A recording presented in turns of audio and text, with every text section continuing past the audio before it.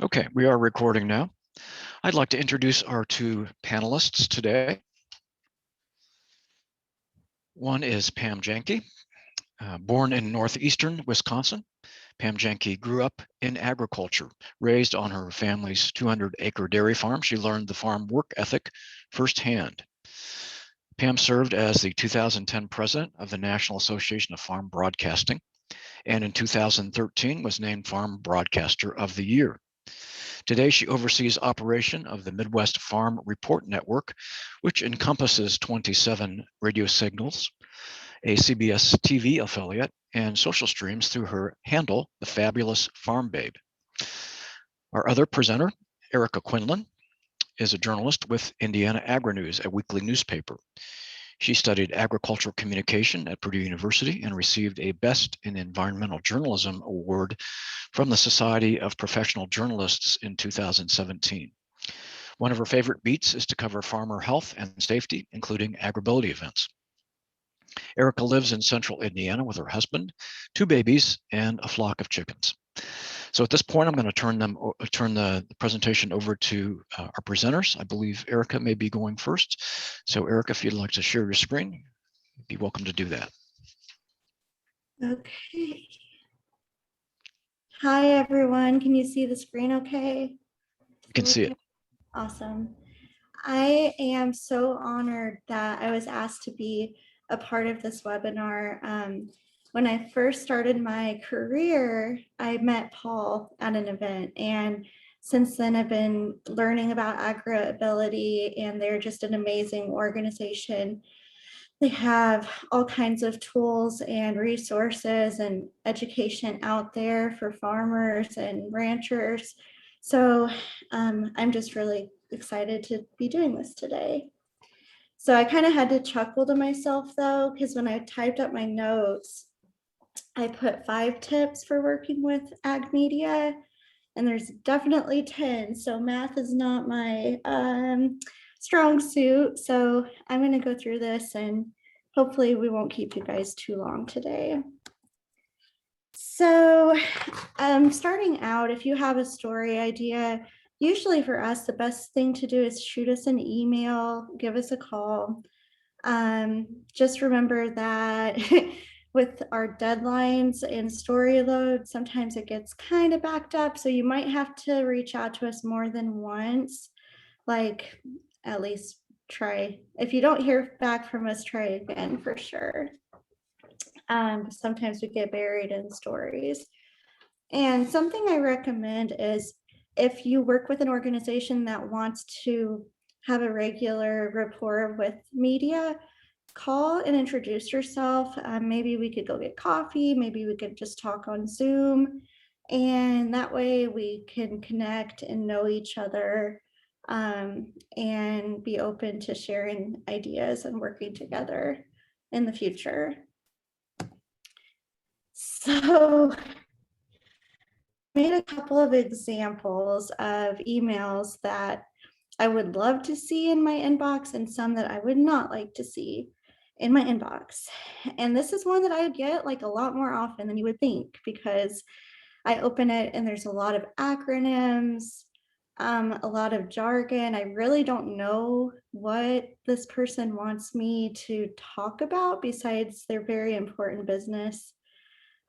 This is just an example of something, if I saw this, it would be kind of a red flag that not really something we would be interested in covering. But this is an example of something I'd love to see in my inbox, which just actually tells a story that is clearly relatable to the audience of my newspaper, which is farmers. It offers to hook me up with the right sources. It offers to send me photos. It has an interesting, captivating tagline. And when I get emails like this, I take them very seriously, because this is someone's story. This is someone's life. This is something people are going to be interested about and interested in. And so that kind of leads to knowing the newspaper's audience. So for us, we are an agricultural newspaper. So if you send in a story about like the latest fashion trends, that's just not going to be interesting to our readers. So know what the audience is, and also we love personal local stories. So if you can tie it to a small town in Indiana or whichever state that you live in, if you can make it newsworthy, that's going to really make our job pretty easy. And some things to keep in mind when doing this would be to tell us the important facts first, tell us why this matters, or make it pretty apparent why this matters. And with stories at our newspaper, the word count is pretty flexible, but most stories are between 500 and 800 words. But talk with the outlet and ask if there's like a certain length that they're going for, if you're the one who's going to be working with them. And just know that we need access to useful information and facts. And when it comes to facts, the more recent the data, the better, because that shows us, this is relevant, this is a reliable source, and recent data is always the best. And I think I jumped ahead of myself because that's what I was just talking about. So I'll go to the next slide. Something that really helps make my job easy is if you can hook us up with the right sources. So say you send a story pitch and a farmer who could talk with us about this, or a couple of people. If you can tag them on the email or offer to send us their contact information, that would always make our life easier. So this is kind of goes back to that example I showed you. If you keep the story ideas simple and clear, that helps just make everything flow better, and try to avoid a lot of jargon, acronyms, abbreviations, and things like that. So we do have crazy deadlines. So I work for a newspaper. I'm working a week ahead of myself. So if you have an event that you want us to cover, I need to know a couple weeks ahead of time to get that out in time for the readers to. I'm getting some feedback on my end. Can everyone please mute their mics?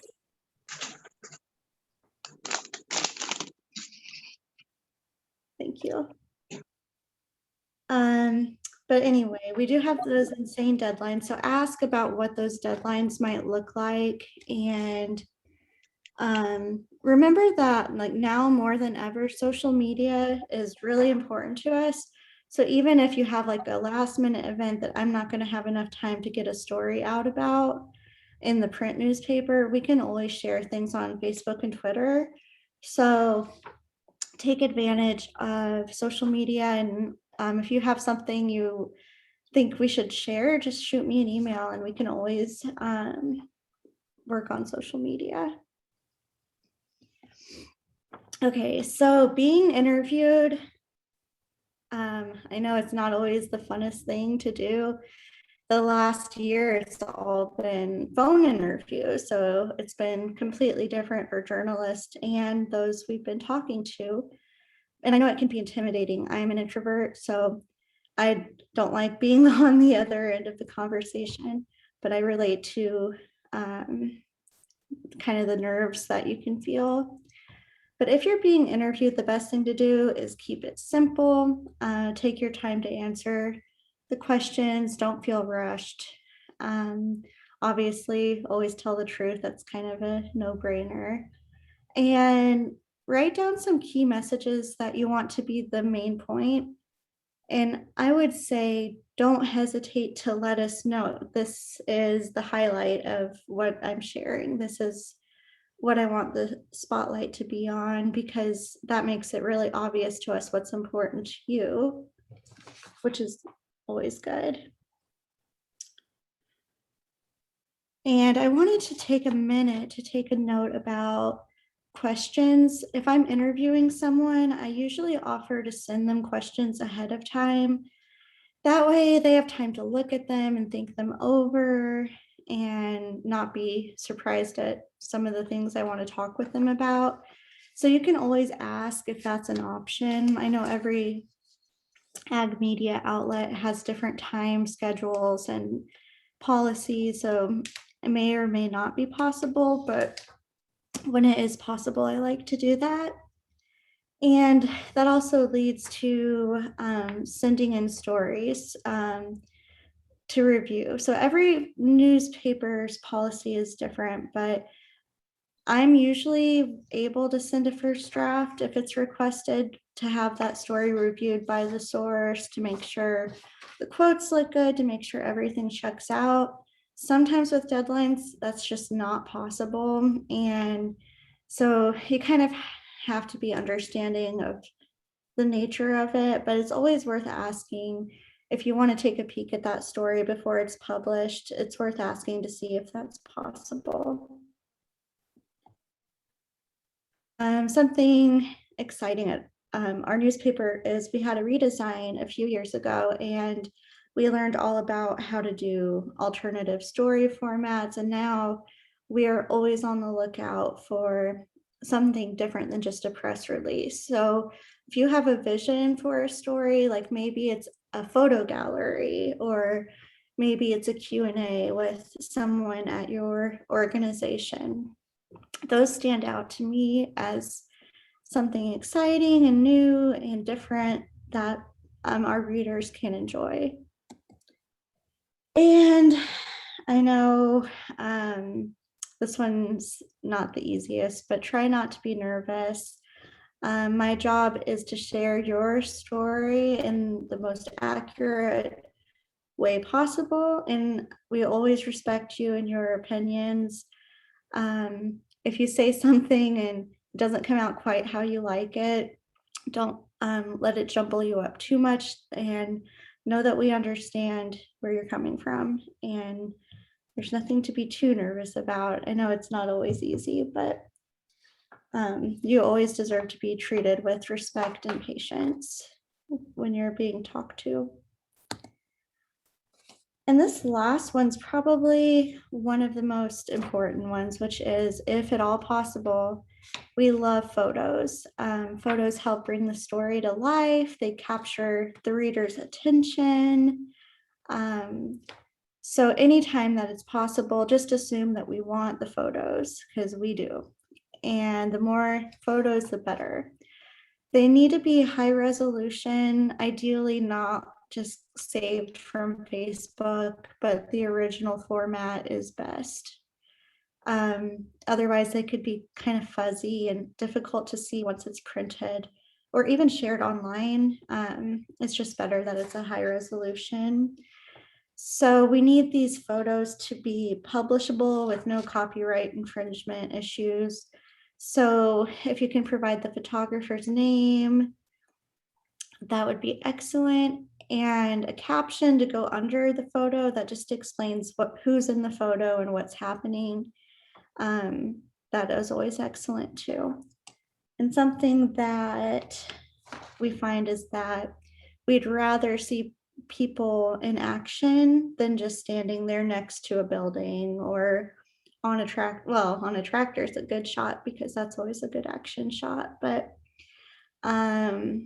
just when possible, we like to see something happening that tells a story. And that is actually the end of my slideshow, but I'm excited to talk with Pam because she has a lot of excellent points of view from the radio side of this. Erica, we did have a couple questions about your presentation. If you'd like to go ahead and address those now, we can do that. Of course. Why don't we hold on some of those, Paul, Okay. until we get a little farther into this, because I think we'll take that up. I appreciate Erica taking one for the team and getting something written down. My name is Pam Yankee. I am a farm broadcaster in Wisconsin. I cover the state.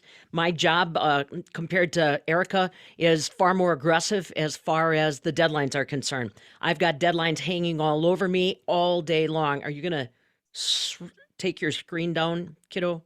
Yeah, I need to figure out No how big to deal. do that. Don't worry about it. My voice is the strong point for me anyhow. But Mhm. the reason that I'm happy to be a part of this, I sit on Wisconsin's AgrAbility board. I've been in the business for over 30 years. I know about AgrAbility and the national efforts as well. So that's outstanding. Makes me very familiar with this audience. Couple different things between broadcast and print. Like I said, my deadlines are aggressive, very aggressive, multiple times in a day. I'm centrally focused on Wisconsin, but I will also be happy to make sure that I'm looking at other stories outside of my region. Somebody asked about, will you address issues or a story in Oregon? Absolutely. If you pitch it the right way, if it's a motivating story for my farm families, for my rural communities, I'm all over it. As you can tell, I might be a little bit more aggressive than Erica because of those deadlines, and also because I don't believe in sending you questions before we start. I think that's unfair to your content. I believe that I should listen to what you're telling me and start forming those questions. I'm not going to blindside you, but I'm not going to send you 10 questions and put you in a comfort zone that makes you believe that's where we're going to go. I do not submit my work for your review once it's done. And again, that has to do more with the deadlines than any concern or disrespect that I have for you. That's not the case. If you're going to get in trouble, if you don't vet that information between you, your superiors, others, just make that very clear to me, and I'll make sure that I get that to you. The reason why in broadcast, in television, radio, people that are heavily driven on social media, you have constantly got to keep it fresh. It's got to constantly be moving on the screen. And that's part of the reason why I am substantially different in my approach to the job than Erica. But we're both after the same thing, and that's great content that tells a wonderful story or a not wonderful story, but also tells us exactly what you guys are doing to facilitate an end, hopefully a positive outcoming. And again, we're all about facts and making sure that things are correct, citing sources if we need to make sure that people that want to do a deeper dive can go back into things, and also very concerned about copyrighted material. And I want to dwell on that for just a moment, because I'm sure you may or may not realize in this day and time, there are people that make a living just going through social media sources and making sure that if there's a picture somebody is using that one of their photographers took, they nail you on it. And there's a whole profession out there doing that kind of stuff. So personally, we are super, super sensitive whenever anybody sends us pictures. Even if it's a picture from their own cell phone, we're still very, very super sensitive about making sure credit is given to whomever that work was done, and that type of thing. We also, Erica and I, when we were planning this, wanted to make sure that as we're going along in this conversation, because we're trying to keep it to just an hour, if questions are coming up as we go along, don't be afraid to let us know. That question about would you do interviews or stories from Oregon? My answer is yes. Erica, maybe you can take a look at a couple of the other ones as far as resolution. I know that's a stickler. You guys have more stiff requirements than we do in social media. Yes. When it comes to the resolution, I like to just say whatever the original format was. If it's a photo you took on the phone, that's high enough quality most of the time, as long as it hasn't been copied and pasted from social media. That's usually good with us. Just the higher the resolution, the better. But I wouldn't give a number, because we can work with a lot with smartphones now. We're just able to share a lot more content in print than maybe 10 years ago even. And I see somebody asked about what a quote style story is. So that is when we maybe talk to 3 or 4 people, and we have a headshot of each one with a quote, like a main takeaway. So it might be 4 experts who are talking about resources for farmers, and each headshot has a quote from that person. It's just a different way of sharing information. I also want to go back to something that Erica talked about, and that's reaching out to the journalists. Now, I'm going to guess, maybe outside of Melissa, who's on this call, many of you may not even know that things like farm broadcasters exist. Across the United States, there's probably about 200. We're like a lot of other media sources dedicated to agriculture, getting thinner and thinner, so to speak, but covering more and more geography. So we have a National Association of Farm Broadcasters. If you don't know the farm broadcaster in your area or your target area, there's a directory there. You should be able to reach out, nafb.com, and find the director or reach out to the office, and they'll find out who you can work with in that area. But do seek out those that are sensitive to your material. A local reporter, broadcaster may not be as sensitive or as familiar with things like AgrAbility or some of the Easter Seals programs or things that you're working with. And that means that you're going to spend a lot of time trying to educate them before they even consider whether they're going to do the story. And they may not do that great a story because they're rushed. It's more cumbersome than they are ready for. So be a little careful. Try to go, I always say, try to go with the one that brought you to the dance. If it's agriculture, stick with the people that cover agriculture, talk about agriculture. If you are familiar with somebody's work or admire the way somebody does report, be it newspaper, online, radio, television, social media, as Erica had said, reach out to them, kind of make them your friend. Maybe ask them a couple questions about how you could present information to them, and you'll bring them over. You'll bring them over. All you have to do is slow down and think as an individual, not so much an agency person, not so much a department head, not so much somebody in charge of a project, but take a step back. If you were a consumer of that news, would you be implored to want to read it, listen to it, or watch it? That's where you really need to start from. You can have a tendency, or at least my 30 plus years of experience is, you get very wrapped up in your projects. You get very excited about numbers. You get very excited about your own personal deadlines. That's wonderful. Now figure out how you're going to get other people on your side to want to read it, listen to it, or watch it, and then come after the journalists with those kinds of bullet points. Like Erica said, action photos. If you can take your cell phone and shoot video of an AgrAbility candidate or client that is, I know that in Wisconsin we've had some recent videos with Easter Seals showing some completed projects, those farmers that are using uniquely adapted equipment to get up in a tractor. That's an action shot. I'm in a metropolitan area doing farm news. If I can show a non-farm consumer, holy man, look at that. The guy has literally no legs, but because of their partnership with AgrAbility, they get him from the wheelchair into the gator, from the wheelchair up into that tractor so he can continue to live lives. Pictures and video always tell the story. And then, of course, when it comes to radio and print, we try to kind of bring that in as well. I'm trying to catch the stories as kind of we go along on side things. Same storyline. You know, that can be a little bit of a stickler, but you know what? Don't think of it as the same storyline because you might be working with different people. There's a seasonality to what we do. That's regardless of what, if it's AgrAbility or agriculture. I mean, stop and think about it. Right now, what is everybody talking about? Weather, weather, weather. We want to get going. We got to get going. How far? Oh my God, they're out there already. Why am I not out there? We have that seasonality in agriculture that we all understand, but outside media may not. Capitalize on that. Help them understand that right now it's all about go. So if you're a farmer that's suffering with physical challenges or some kind of disability, being able to get into that tractor to get going is absolutely critical.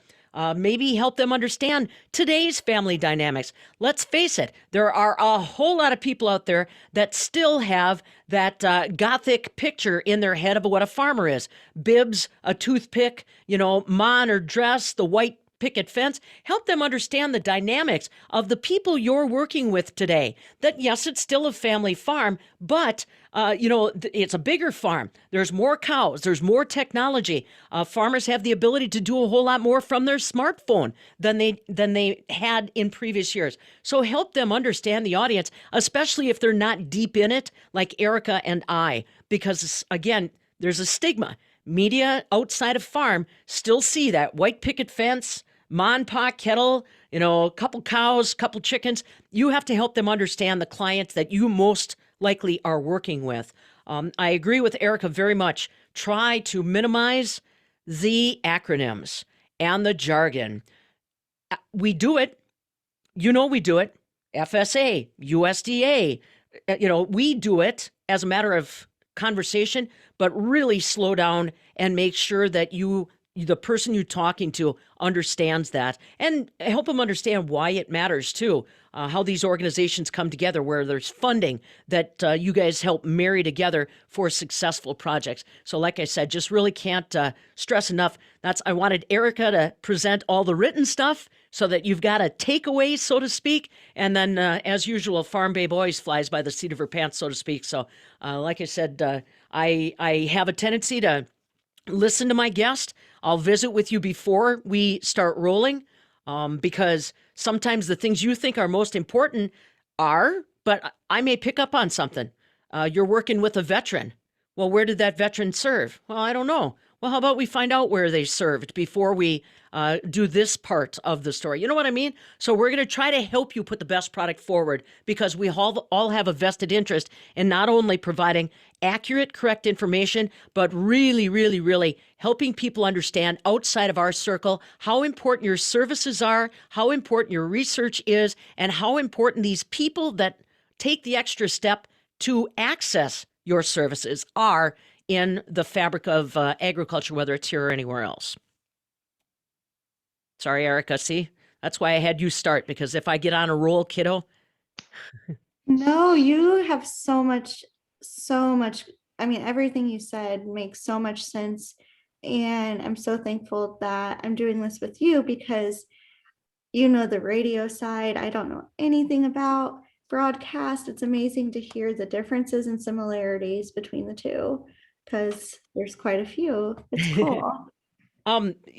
What types of farm-related stories from other parts of the country would best fit your audience? Listen, agriculture is agriculture. Now, on the West Coast, you might be dealing with different types of agriculture, but let's face it, if there is a story about a farmer that's overcome an obstacle for success, if there is a farmer that's sharing his story with others that have been impacted with success, listen, I'm open to all kinds of angles, because if you're in agriculture, you're already in a small pond. So we want to know what other types of agriculture are doing to find success. And like I said, especially in light of the pandemic, I don't think consumers have ever been more attuned, connected, and concerned about where their food comes from, how it's produced, who did it, who are they, what's their backstory.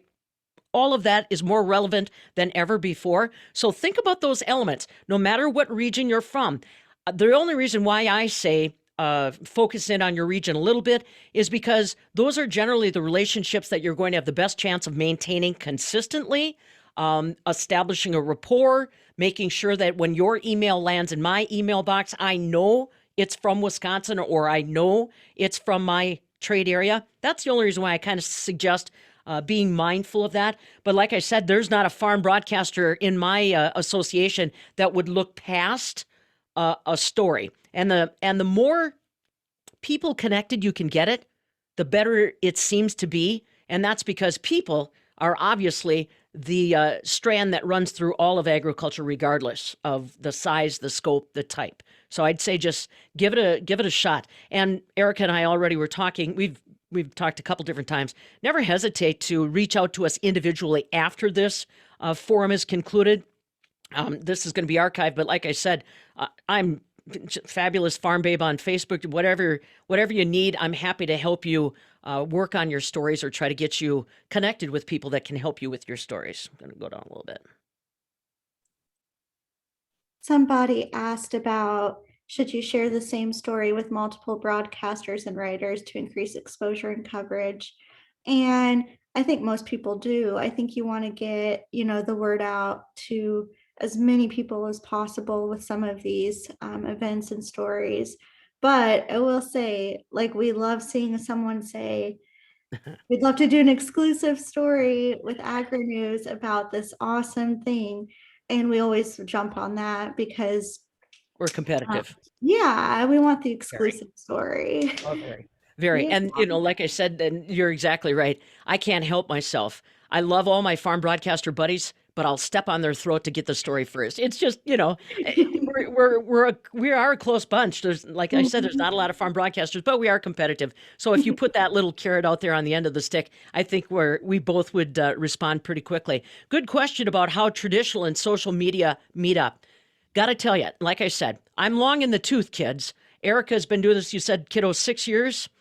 So going on 7. yeah, don't wrinkle your brow, kid. Don't wrinkle your brow. I'm an old broad. I've been doing this forever. So when I started, I was just responsible for 1 AM radio station. Today, I'm up to 27 radio stations, the CBS affiliate, plus multiple streams of social media, just like many of you. The Twitter, the Facebook, the Instagram, TikTok limited, but you see what I'm saying. We do multi-purpose all of our materials. We have one radio station here in Madison that's just dedicated. It's called The Farm, and it's a kind of a combination of country music, Southern rock, and all the farm content we can produce, and that's 24/7, 7 days a week. So we will multi-purpose all of your content. Whatever you do to help us with that will make it easier. For example, you send me a link to a YouTube video, okay? I'm going to pull that all the way through. I'll load it on my website with share over to Twitter, to Facebook, to YouTube. I pull it all the way through. So once I generate the story, my system is built in such a way that basically it pulls it all the way through. Oh, one thing we didn't talk about, hashtags. That's gotten to be something very important too. If there's something that you want with a hashtag, something that will draw you a bigger audience, because it's all about sharing on social media to draw your numbers. Make absolutely clear what that hashtag is. If it's multiples, no problem. But make sure that you are sharing with us what those critical hashtag moments are, or those phrases, because that can really get your stories going viral very fast. At least that's been my experience. We do all of our own work. So, Eric and I were talking about how more jobs, not necessarily more help. I don't know about Erica's hours, but I start at 2 a.m. Because here in Wisconsin, we milk cows, and I need to have my voice cleared and my coffee consumed before most of my folks are going out to the barn. So I'm in the office. My first hard deadline's 3:30 in the morning, when my network radio stations expect their first farm report to be available. And then I go live for an hour from 5 until 6 a.m. That's not only on terrestrial radio, but it's also streaming available. And then after that, the rest of the day kind of unfolds. So my days are stacked up a little bit differently. I am probably like many of you, especially with the pandemic. I am an addict. My phone is always with me. I can't take my eyes off of text messages. If you message me at 10 o'clock at night, don't be surprised if I respond, because it's a sickness broadcasters have, that need to always be on top of things. But there's a lot of different ways to reach out for those to those broadcasters. Like I said, don't hesitate to reach out them through Messenger, Facebook, doing things like that. We can partner with you. If you've got an event or you've got something going on, we'll go Facebook Live with you. Drive your numbers real quick, archive it, and then you share it over on your side. I'll share it over on my side. It's about accumulating your audience and driving your numbers. So like I said, all of our content is generated in-house.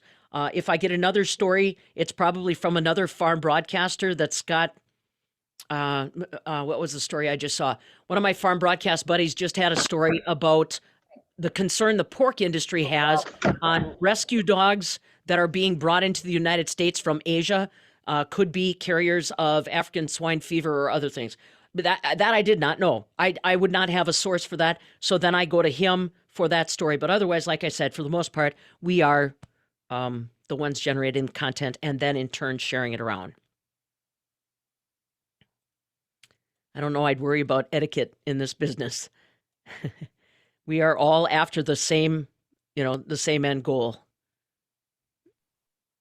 I think it's funny. Someone asked the secret to viral posts. I wish I knew. Oh boy. Because Half the time it's not good.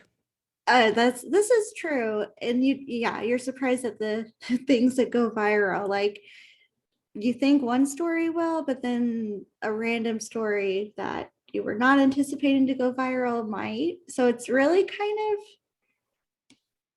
of a mystery. I'll cite what happened back in the pandemic. It was like the clashing of social media worlds in my opinion. So it was election, which was galvanizing. Pandemic, where I was presenting stories, having dairy farmers tell stories about milk being dumped. At the same time, non-farm consumers were unable to get more than a gallon of milk at the grocery store. That disconnect became just absolutely so apparent. Well, then you post those stories, and because I believe that people should be able to voice their thoughts, concerns, questions in the social media platform, I don't have a heavy hand as far as stopping that exchange. Sometimes it's pretty cool to see how dairy farmers that follow me will respond to a mom that might say, hey, I got 5 kids. Why can't I get more than a gallon of milk? That exchange is kind of good. When it came to some of the political interaction, Wisconsin was a hot state. That just got flat out ugly. Then I dropped the hammer and made sure that I was trying to keep some of that down. So your point about wanting it to go viral, be careful what you wish for. Sometimes if it's going viral, it's not a good thing, and it's not to the benefit of you or your organization. So like I said, the positive side, yes, I think we all work towards that, but don't necessarily think that that's the be all and end all of handling the social media thing. The other thing is think about tools like polls. Think about different engagement. There's different apps that you may be able to turn to. We are obviously very much about our audience, engaging with our audience. What do you think? Don't be afraid to try some of those kinds of things. Allow people some opportunity to react on what they're seeing, even on your posts. It might give you a sense of what you can do to tighten up a story, change up some direction before you maybe pitch it to the media. So, and as far as videos, pictures, it's all about clear action, helping people visually be able to understand what's happening. If you shut the audio off on your video, does the message still convey? Will I still be able to make sense of what's going on? If you turn the audio on, does that enhance it? Do you have copy on the bottom that doesn't cover up the video, but does provide more information about what's happening, who this person is, what we don't know is behind the scenes helping this happen? Just think about all those kinds of things. And it's just a matter of layering on that social media platform. The tools are there. In fact, they're making it so easy that, everybody can kind of consider themselves a social media star if they want to. I mean, look, Kim Kardashian, I sincerely doubt that she went to school to be a journalist, but, people pay for her to look at their products. So there's a lot of different ways that you can finesse this. Like I said, I'd just be careful because it can bite you too. And when it comes to Instagram, something I think is super important is you want, when that person lands on your Instagram page, for them to easily be drawn in and understand who you are. So make that little bio the best you can and link it to a website, link it to somewhere where they can really quickly learn more information about you. If you have a blog, whatever that might look like. So I think that's really important for making a solid Instagram page. And then when it comes to making posts that are shareable or savable, I like to think of those. I know we've all watched those oddly satisfying videos that maybe it's like grain coming through the tractor. It's just really intense and good to watch. or satisfying to watch. I think just different points of view of processes that we do on the farm every day are really interesting to people, and they catch people's attention, I think. That's a very good point. I think we take for granted how agriculture operates. I had a farm broadcast buddy that was towards the Twin Cities and brought up, there was a game, I'm trying to remember what it was called. It was a social media game, The Farm or whatever, where you could have cows, you could have sheep. It was just a simple app, something on social media. And the talk show host just casually mentioned about how he was depressed that his sheep died. Well, then the weather guy asked him something about his sheep, and it went bananas. All of a sudden, this whole non-farm urban audience started calling in, sharing their farm experiences via this app. Okay, I'll take the conversation any way I can get it. The other thing you want to remember about social media, and especially YouTube, try to make it bingeable. That's the phrase now, something bingeable. Create a character, whether it's, Sammy Safety or something like that. Create a character or create a series that's bingeable so that if somebody, let's say a mom, so now it's planting season and mom is all of a sudden paranoid. It's her first year with a toddler around the farm. Well, my God, what can I do to protect toddler because I don't have babysitter and I don't have family near around?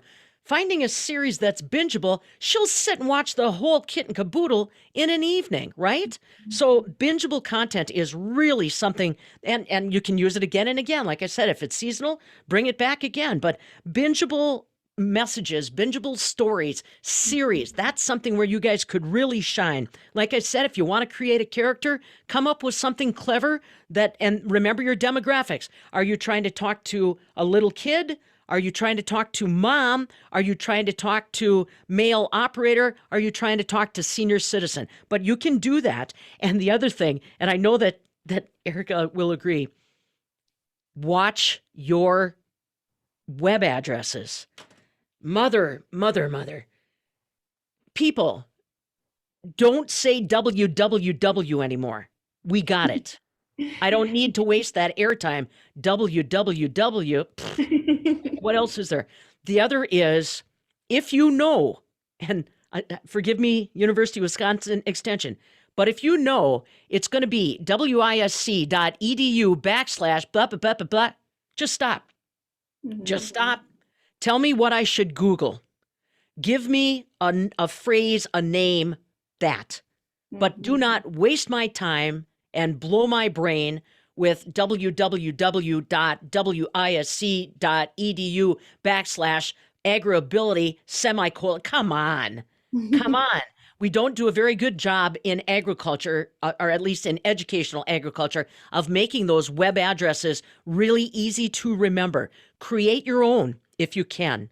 Find a way to have your IT person or whatever manipulate it so that you can get a shorter handle that will resonate with the audience, leave a mental image in their head of, something they can easily recall later when they're not in front of the story, not listening to something. But boy, that is just taboo. That is just one of the most awful feelings when a great interview suddenly turns to wisc.edu/ or gov or this, that. Please find a better way. Am I correct, Erica? Yeah, if we could just be told, hey, search for assistive technology on Google and you'll find us, or whatever it might be. Keywords are amazing, and short web addresses. Definitely, at least on print media, we can link it so you don't see the whole long thing. But yeah, no one wants to hear because no one's going to remember those really long names. And same thing with phone numbers. Erica, maybe because there's an actual physical presence, Erica can have the name and the phone number. That doesn't transfer well on the radio unless it's a catchy phone number. I'd prefer to just kind of drive it to my written content, my social media stuff. And again, like I said, just make sure that the people that you are suggesting are aware. That's another thing that I learned in the pandemic. Everybody's real quick to point out, for example, 800 numbers that are supposed to be help of some kind. Maybe it's mental health, maybe it's grant monies, but I would strongly encourage you, before you start kicking out 800 numbers that you believe are good references, call them yourself so that you know exactly what they're going to do when my audience calls them. Otherwise, that's going to blow back on not only me, but you as well. So maybe think about that. Yes, always. We will fact check things, but if you fact check them first, that reflects well on everybody. So that's always a good idea. Any other questions out there, folks? I know that we've been kind of clipping right along, but that's partially my radio mentality. One question we had was in regard to when it's best to send a full press release versus when to just pitch a story idea. Which would you prefer to have? Just an idea about a story, or would you want something that's perhaps like we do at Purdue, the Ag Communications Service will produce a, more complete release. Right. Same thing here. And I'm guessing that Erica and I might go in two separate directions. So here's the deal. If I'm chief cook and bottle washer for the day, namely meaning that my assistant is gone or that they're out covering other events, I may take your press release pretty much without much evaluation and automatically share it over on my website, on my social media streams, and get it going that way. And then I may circle back for a radio interview. So that's kind of the way that I approach it. If it's intriguing information to me, if it looks like it's good content and an important message, I will automatically populate it to my website, share it out on social media. Again, as I said earlier, when you send those press releases, make darn sure that you are headlining or incorporating the hashtag for keywords, any of that kind of stuff, so that I can help you grow your numbers and the sharing that happens on that post. Then make sure that in that press release, you give me the correct people that I can call or email directly to get a story scheduled and an interview underway. And I want to stress that again. Some of you may have hierarchy, PIOs, public information officers, that you have to go through. That makes Farm Babe mad, because that slows Farm Babe down. If I've got to go to this person so that they can turn around and check your schedule, then come back to me and see what my schedule is, and all this fooling around, that flies in the face of the urgency that is broadcasting in general. So if you can try to cut right to the chase, who's the person that is the primary information source in this story? Who is the primary guest or the subject of this story? And I want their cell phone and I want their email, and I want to make sure that they check both. Again, how many farmers do we know don't hardly even know what an email is until mama looks at it at the end of the day? Well, maybe I text him on his cell phone. He might be more comfortable with that. And remember, I'm doing a lot of my story driving before 5 a.m. So I don't call people's cell phone pre-dawn, but I may text them, and I definitely will be emailing them. So when you send out those written press releases, make sure that those components are all, please, very clear. And I agree with Pam. I think those pre-written press releases are valuable. They save time. There's situations where we can just quickly share those with our audience. So whether you send a press release or a pitch really depends on your goals. So if you want it to be like a feature story featuring, I don't know, I guess you could imagine it as like a front page story, then you might pitch it as a story idea, versus if you just want this out there quickly and speedily, then you would maybe do a press release. And don't just come after us when there's an event coming up. That's like crickets to me. A press release about an upcoming event, that's crickets. You're using me as your calendar, and I'll try to help you, but don't look for me to get excited unless there's something like really, wow, cutting edge going on. But if try to find, when you're doing those press releases about an upcoming event, try to find what old dogs like me would get excited about and pitch that. Bring that forward. Use that as your lead. Another question I see about migrant seasonal farm workers, in my company, we have a Hispanic radio station that concentrates on that, and I mesh with them.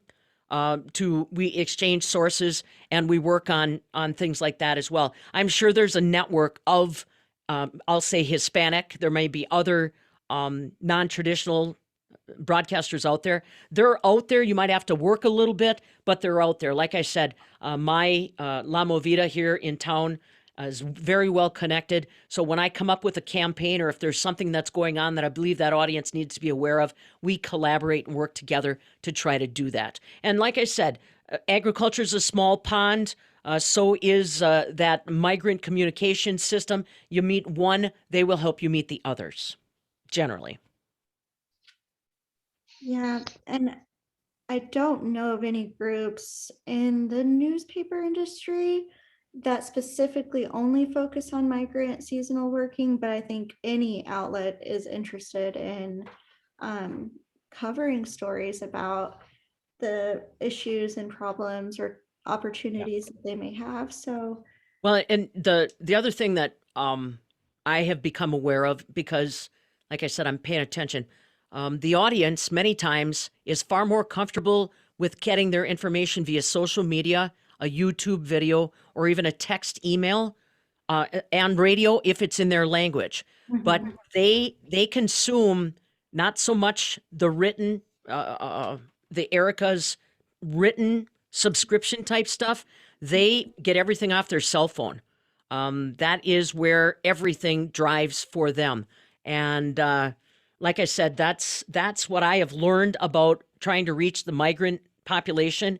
Is you got to change it up just a little bit, and obviously the language barrier is something that's got to be addressed. Most of you in university work have seen this all evolve. I mean, we're doing dairy conferences now with breakouts in Hispanic or in, select your acronym or your language there. So we're all aware of it. Happy to try to connect you any way that we can. and something that Pam and I had talked about before this was once you reach out to us to start a story, be ready for a response, because you never know when it might just take off and you get tons of people interested in whatever the story might be and what's going on. So prepare for emails and phone calls, because you might end up getting quite a few and they might have questions about what's going on. So kind of imagine the scenarios that could happen and prepare for those. Right. And you talked about going viral. Just stop and think, if we have had a relationship where you have given me farm accident ratings or farm accident tallies every year, or there's just a new grant program to try to get rollover protection systems out on farms.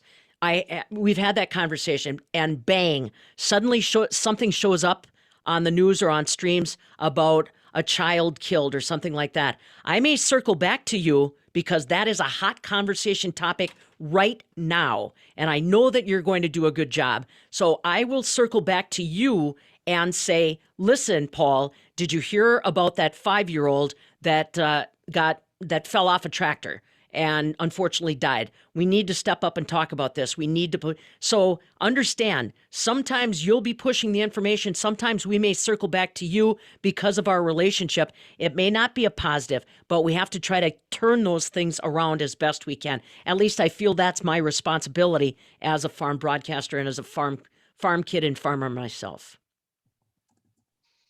Definitely. We have several comments and questions. We won't be able to get to everything. There are some good links in the chat for those that would like to look. We've got a link to the National Farm Broadcasters Association and a link to the media guidelines for agricultural safety to make sure your images are appropriate. There's a link to a New Yorker article about the fact that content should have ethical appeal, emotional appeal, and logical appeal.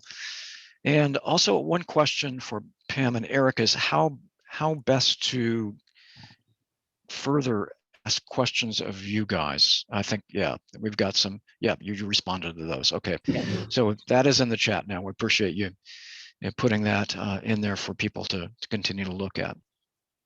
Anything that we can do. Again, remember, you're not in this alone. We have we have a very, if you're connected to agriculture, if you're like me, my husband's in agriculture, we farm broadcasting. All my buddies are farm broadcast, it's a through and through kind of thing. So make sure that you just kind of remember we're out there here to help you. We're all in this together. We want to make your programs and your projects a success. And more importantly, we want to get the good work that you're doing, God's work, as I say, out to the general public. And more importantly, for those families that need it. We do have one final question I thought was interesting. Who influenced you guys to be broadcasters and media people? I'll yield the floor to you right now, Erica. You're closer to it than I got to think back a ways. I grew up on a 4-H hobby farm, and my grandpa farmed. And so I knew two things I wanted to go to Purdue, and I knew two things. One was that I loved farming, and the second was that I'm good at writing and I love to write. And I was so lucky that Purdue had the ag communication program, because it kind of combined everything I wanted to do into that one package. So that's basically what inspired me. Yeah, and for me, it was a farm broadcaster named Mike Austin for WBAY, WGEE in Green Bay, emceed our banquet when I was the Oconto County Dairy Queen, and blew me away. And from that time on, I kind of watched what he did. And if you ask any of my family, they are not at all surprised by what I do, because this is kind of what this is me. This is the way I've been. I was the kid that was announcing in the 4-H fair judge, the rings, and I was the kid that was always my assistant calls me boss cow. For anybody that grew up on a dairy farm, you know what a boss cow is. It's the one first through the door. It's the one everybody follows. It's the one first to the bunk. It's the one that will push you out of the way. I've always been boss cow. And so when I went to school at River Falls, I followed that path and the passion of talking about agriculture, what I love, and sharing it with people that don't know anything about it or should know more about it. And I haven't looked back since then. So I'd say Mike Austin was my first farm broadcaster in Green Bay, but I've gotten the pleasure of working with, the voice of agriculture, Orion Samuelson. We're all an incredibly tight family in farm broadcasting, and we are all, like I said, we're all learning something from one another. So I hope that answers the question. Yes, thank you so much. Thanks both Pam and Erica for your sharing today. Not only that, but also your long-term support of AgrAbility, involvement with the program. We are going to leave the chat area open for a little while for those that would be willing to take our quick evaluation survey. It's linked there several times. And if you'd like to check some of the other links and contact information that's there, we will leave that for your use for a little while. Again, thanks to everybody that joined us today for this session. Thanks again to Pam and Erica. So please plan to join us next week. Also, there is a link in the chat area about how to reach the archives for this and our other webinars, not just in this series, but the ones that we've been doing for more than 10 years. And let's see, next week, let me check our schedule. Tips for aging farmers and ranchers. That's on April 13th at 1 p.m. So if you received information on this webinar, you should receive it for that one. So again, thanks to everybody that's participated, and we wish you a good week.